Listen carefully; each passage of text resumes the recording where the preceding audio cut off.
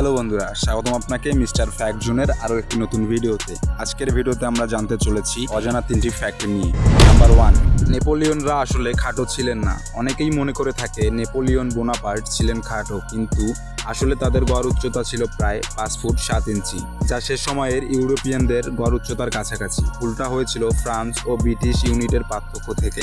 Number 2, মিশরের Cleopatra ছিল Greek. মনে করা হয় ক্লিওপেট্রা ছিলেন খাঁটি মিশরীয় রানী, কিন্তু সত্যি হলো তিনি ছিলেন গ্রিক বংশোদ্ভূত। আলেকজান্ডার দ্য গ্রেটের জেনারেল থেকে আসা টলমিক রাজবংশের সদস্য। তবে শেষেটি জানার আগে আপনি যদি এই ছবিটিকে সুন্দর মনে করে থাকেন, তাহলে ভিডিওতে একটি লাইক দিয়ে চ্যানেলটিকে সাবস্ক্রাইব করে দিবেন।